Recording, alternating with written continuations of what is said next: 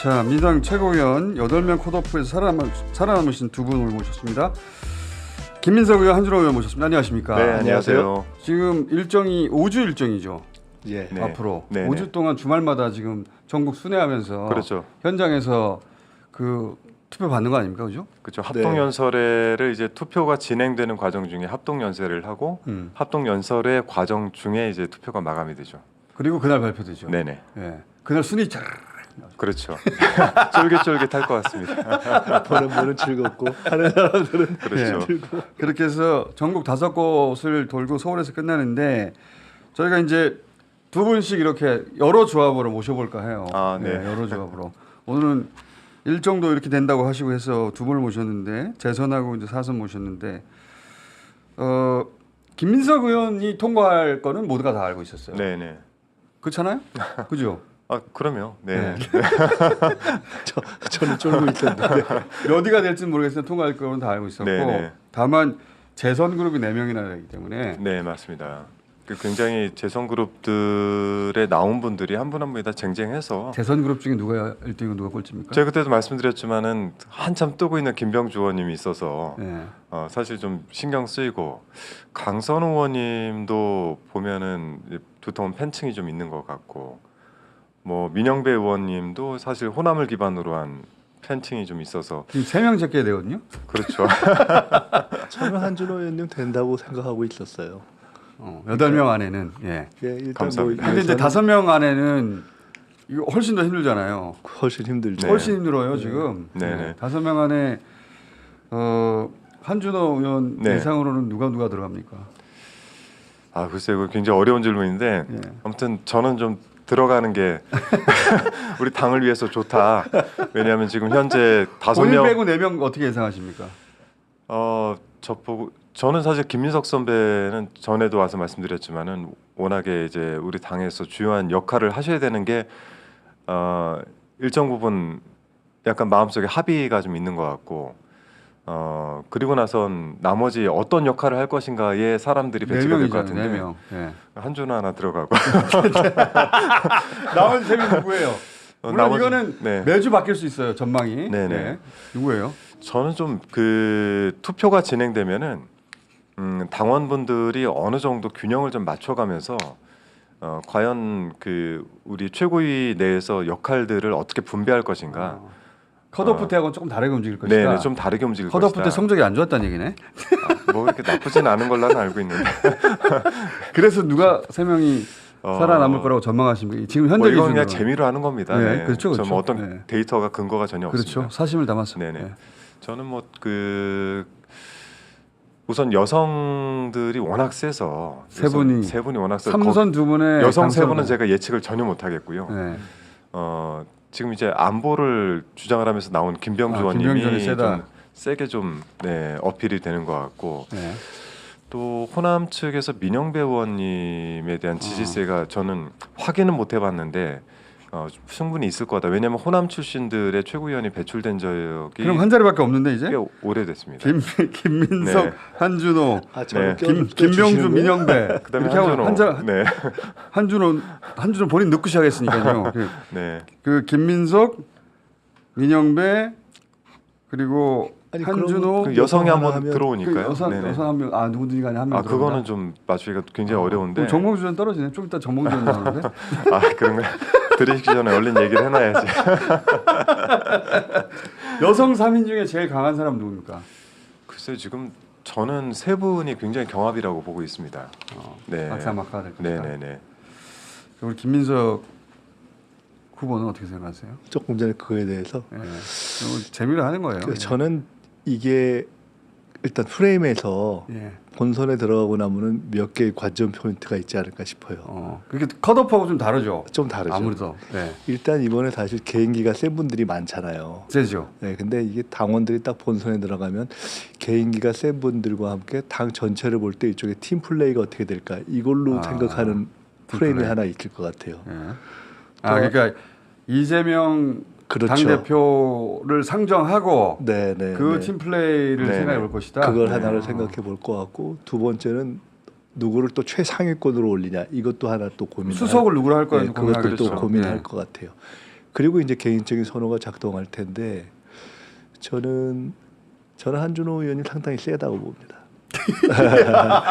왜냐하면 그래요? 개인적인 이 지지층도 있고 또 당에서 이렇게 볼 때 팀 플레이어로 보는 그런 것도 있고 그래서 한준 한 명 들어가고 자 본인 들어가고 저는 들어가야겠죠. 그러면 나머지 여성은 진짜로 예측이 쉽지 않은데요. 여성은 예, 예측이 그거 쉽지 않고. 탁평할 거라고. 자, 여성은 빼놓고 일단 그러면 나머지 둘은 누굽니까? 나머지는 모르겠는데 저는 우리 한준호 의원님을 좀 달리고 저는 정봉주 의원이 꽤 세지 않나. 그렇죠. 예. 실제 김병준이냐 정봉준이냐 네. 두 분의 차이는 그러네요. 네네. 어. 그 뒤에 이어서 두 분이 들어오시는 거 아닙니까? 두 분을 붙여봤어요. 네. 둘 중에 한 사람 살아남아야 하는데 둘 다 네, 살아남을 네. 수도 물론 있죠. 네, 네. 요거 사람들 그러니까 그 언론에서는 뭐 그 재미없는 전당대회라고 하는데 민주당 지지층한테는 굉장히 흥미로운 전당대회예요. 그러면 지금 예. 언론은 재미없게 보고 싶겠죠. 네. 예전에는 전망하기가 쉬웠거든요. 최고 수석이 누가 하지 이 정도만 어렵지. 네. 아 이 사람 떨어지겠다 금방 전망할 수 있었는데 이번에는 8명 중에 누가 떨어져도 이상하지 네. 않아요. 그러니까 이게 재밌는 판이 깔린 거예요. 맞아요. 그 예비 경선부터 당원들의 그 참여율을 매우 높일 수 있는 제도로 바뀌었고 그러다 보니까 당원들이 와서 야 조합을 우리끼리 한번 해보자. 5명 조합이 어떻게 되지? 이러면서 이제 일종의 재미가 생긴 거죠. 저는 이렇게 늘 좀 한편으로는 관찰하는 이 네. 습관이 있는데 이게 1차 당원 대회라는 의미가 있잖아요. 1차 당원 대회 처음이죠. 처음. 전당대회. 네. 근데 그게 뭐냐 권리당원들이 참여하는 판이 게. 완전히 바뀐 거예요. 그러니까 예측하기가 어려울 만큼 진짜로 제가 당일날 앉아서 듣고 있는데 매번 쏙쏙 이제 쏠리는 거예요. 그러니까 다 후보자들 얘기 듣다 보면 후보자들 이 얘기. 사람 될 것 같은데. 네, 이게 진짜 다 세고 그다음에 이게 예측 불허에 사실 예비 경선에서 권리당원 50% 이게 완전히 판을 바꾼 거거든요. 그렇죠. 자 저희가 그 8분이니까 2분씩 조합해가지고 네. 매주 모실까 해요. 그때마다 생각이 바뀔 테니까. 네. 조합을 바꿔서 오늘은 이 조합으로 모셨는데 네.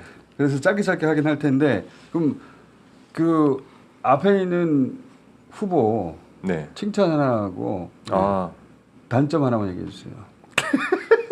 단점을 먼저 말씀드리면은 사실 김민석 선배님은 제가 어렸을 때 그 TV를 보면 나오는 굉장히 스타 의원이셨고, 그랬죠. 네. 그런데 제가 요즘 20, 30대는 상상 못할 거예요. 그럼요. 그때는 네. 정말 스타였죠. 지금 한동훈 후보하고 한동훈 후보만으로는 안 되고 몇 명 더 합쳐야 돼요. 그러니까 굉장히 네. 그 뭐랄까 엘리트의 느낌이 굉장히 강한 그런 스타 의원이었어요. 그래서 저 화면을 볼 때마다 와 이렇게 약간 연예인 보는 느낌이었는데, 접근하기 힘든 사람이다. 네. 그런 느낌이고. 근데 제가 직접 겪어보니까 네. 전 그렇죠. 저보다 이렇게 재미없는 분 처음 좀 재미는 없으세요 사실.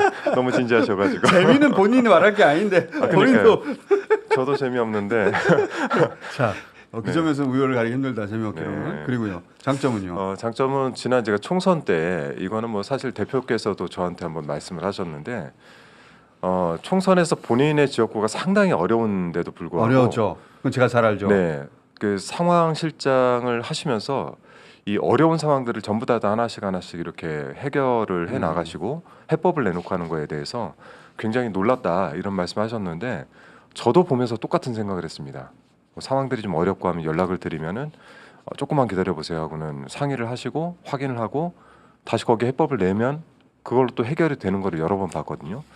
그래서 그런 점들이 아마 앞으로 우리가 4기 민주정부를 만들어내는 이번 최고위에서 굉장히 큰 역할을 하실 거다 이런 생각을 하고 있습니다. 자, 마찬가지로 덕담 하나 하고 비판도 하나. 비판 먼저 해주세요. 저 뭐 재미가 없는 사람이니까 아니 단점을 사실 찾기 어려워요. 저는 한준호는 별로 단점을 찾기 어렵더라고요. 단점 왜 재미없잖아요. 그 장점은 저는 이렇게 봅니다. 제가 아까 팀 플레이어라는 말씀드렸는데 당에서 이렇게 일을 하다 보면요, 그게 참 중요해요. 자기 정치를 먼저 생각하는 스타일하고 전체를 보는 스타일, 그 차이라는 게 쭉 있습니다. 이렇게 점점점 이렇게 정치에서 당에 하다 보면 커져요. 그렇죠. 예, 그런데 한준호 의원님은 제가 이렇게 쭉 보니까 그런 전체를 생각하는 거, 팀 플레이어다. 예, 그런 것이 저는 굉장히 쉽지 않은 덕목이거든요. 제가 그거를 이렇게 많이 느꼈습니다. 굉장히 소중한 그런 덕목 쉽지 않습니다. 그래서 그것이 굉장히 큰 힘이 될 것이다. 지도부에 함께 할 수 있게 되면은 그 점이 굉장히 큰 어떤 당을 단단하게 하는 데 도움이 될 거다. 이런 그만 생각입니다. 듣겠습니다. 오늘 1차전으로 하고 네. 이거 5주 나가기 때문에 여러 번 모실 거거든요. 네. 네, 매주 한 번씩 짧게 모셔가지고 괴롭힐 거예요. 네. 그리고 매주 결과가 발표될 테니까 전당대회 하다 보면 순위가 너무 처지는 분들은 중간에 드랍도 하거든요. 싶으면 드랍할 수도 있고. 자, 오늘은 그러면 네. 오늘 이번 주말에 제주도에서 있죠. 그렇죠. 제주, 인천하고 그다음 날에 강원, 이제 대구, 영주. 강원, 대구 이렇게 끝납니다. 자, 그러면 그분들 향해서 인사 잠깐 하시고 짧게. 저 혼자 하세요. 할까요? 네, 짧게 해주세요. 짧게. 네네. 제주에서 시작을 하니까 제주의 사위 한준호입니다. 아, 그래요? 처가가 제주입니다. 그래요? 네네. 그래서 사실 이제 제주에서 시작해서 강원, 대구를 가는데 이 저희 최고위에 나온 사람들의 목표가 딱 하나입니다. 다 4기 민주정부를 만들어내는데 내가 역할을 할 수 있을 것이다. 그런 헌신을 할 수 있을 짧게 것이다. 해주세요. 네, 이런 각오가 있기 때문에 저는 언론개혁이라는 명확한 목표와 이런 걸 가지고 다음 정부를 이끌어내고 싶습니다. 한전을 좀 잘 지켜봐 주시기를 부탁을 드리겠습니다. 자, 김은수 의원님. 민주당 집권을 위해서 올인하겠습니다. 제가 이번 전당대회 끝나면 바로 그 다음 날부터 정말 모든 걸 다 던져서 올인해서 우리 당과 또 우리 민주 진영의 과제를 이뤄내야 되겠다. 마지막이라고 생각하고 한다. 이런 생각으로 하겠습니다. 도와주십시오. 제주 사이 이렇게 센데. 다음 주에 또 뵙겠습니다. 감사합니다.